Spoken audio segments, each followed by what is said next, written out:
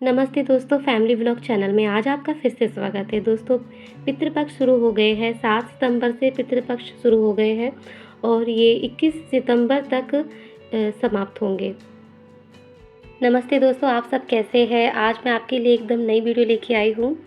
दोस्तों, हम अपने जीवन में कितनी मेहनत करते हैं ना, जैसे कि हमारे घर के जो गार्जियन होते हैं वो बहुत मेहनत करते हैं। वह दिन-रात मेहनत करते रहते हैं। उनका ड्रीम रहता है कि अपना घर हो, बच्चों की शादी हो, सब कुछ उनके ऊपर ज़िम्मेवारी रहती है और वह होती भी इसलिए क्योंकि सब कुछ करना उन्हीं को ही होता है। और दोस्तों, कभी हमने देखा है कि जो इंसान किराए के घर में रहता है ना, वो इंसान सारे शौक करता है। उसके पास किसी चीज़ की कमी नहीं होती, वो अच्छा-अच्छा खाता है, अच्छा पहनता है, सारे त्योहार मनाता है। लेकिन जैसे ही वह अपना मकान ले लेता है, पता नहीं क्या होता है, वह इतना परेशान हो जाता है। हम कहते हैं ना कि अपना मकान होगा, कोई नहीं, चटनी रोटी ही खा लेंगे लेकिन अपना मकान हो। यह सोच के इंसान बस दिन-रात पैसे जोड़ता है और एक मकान में अपना पैसा खर्च कर देता है और उस मकान के लिए वह लोन ले लेता है, कहीं-कहीं से उधार ले लेता है, कर्ज़ा कर लेता है और उसको कर्ज़ा लेने के बाद तब वो जाके सोचता है कि मैं उस मकान में सुखी से रहूँगा। बल्कि ऐसा नहीं होता, बल्कि वो उस मकान में इतना दुःख से रहता है क्योंकि उसको हर महीने अब इसको पैसा देना है, अब उसको पैसा देना है, अब ये लोन का पैसा देना है। मतलब कि वो इंसान जी ही नहीं पाता है और वो लोन में ही फँस जाता है। एक सुख को पाने के लिए इंसान पता नहीं कितनी उलझनों में उलझ जाता है कि यह सोच के कि चलो मेरा अपना मकान है। अब उस मकान का क्या करना जब इतनी इंसान के ऊपर प्रेशर आ जाए। इसीलिए कभी भी किसी भी चीज़ को खरीदने से पहले जल्दबाज़ी बिल्कुल नहीं करनी चाहिए। अपनी लाइफ़ में पहले आप यह देखिए कि आपके पास कितना पैसे का बजट है जो आप अपने लिए मकान खरीद सकते हैं। जल्दबाज़ी में मकान बिल्कुल नहीं खरीदना चाहिए। आपके पास कितना पैसा है, आप इतना पैसा ना लो, इतना लोन ना करो, इतना कर्ज़ा ना लो अपने ऊपर कि आप एक इंसान के ऊपर इतना प्रेशर बने। फिर वह मकान जब इंसान ले लेता है और जिसने वो मकान खरीदा वही उस मकान का सुख ही नहीं पा पाता है। क्योंकि वो इंसान के ऊपर इतना प्रेशर हो जाता है। इसीलिए अपनी ज़िंदगी में आप पैसा कमाते हैं, कमाइए, अच्छी बात है।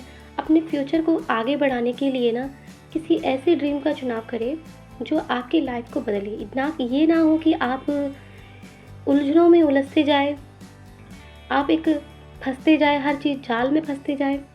आपका ड्रीम मकान तक नहीं, आपका ड्रीम है एक अच्छी उड़ान के लिए, जीवन में कुछ बनने के लिए, जीवन में कुछ करने के लिए।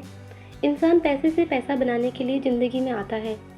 ये नहीं कि वो और भी उलझनों में उलझ जाए। मकान होना भी बहुत ज़रूरी है। हम ये नहीं कहते कि अपना घर ना हो, अपना घर भी होना चाहिए, लेकिन इंसान चाहे तो एक किराए के कमरे में भी रहकर ना, इंसान बहुत करोड़ों पैसा जोड़ सकता है। अपने मकान को लेने के चक्कर में इंसान उसी चीज़ में ही टारगेट में ना रहे, उसका टारगेट कुछ और होना चाहिए। अपने जीवन में कुछ आगे बढ़ने के लिए उसे अपनी उड़ान के लिए उसे ऐसा एक ऐसा बिज़नेस चुनना चाहिए जो उसके लिए और उसके परिवार के लिए, आने वाली पीढ़ी के लिए बहुत अच्छा हो। मतलब पैसों की कोई कमी ना हो। अब क्या आप उस मकान को ले लोगे जिसमें आपको दुनिया भर का कर्जा आ जाएगा, लोगों के पैसे देने हैं, आज उसका पैसा देना है, किसी की तबीयत ख़राब हो गई फिर पैसा ही नहीं है क्योंकि सारा पैसा तो आपने एक मकान में लगा दिया, फिर तो कुछ पैसा बचा ही नहीं। इसीलिए आप अपने फ्यूचर के लिए कुछ और तरीका जोड़िए जिससे आपका भविष्य अच्छा बन सके। मकान के लिए इतना मत सोचिए कि हमारा खुद का मकान हो। कई लोगों का सपना होता है मेरा खुद का मकान हो।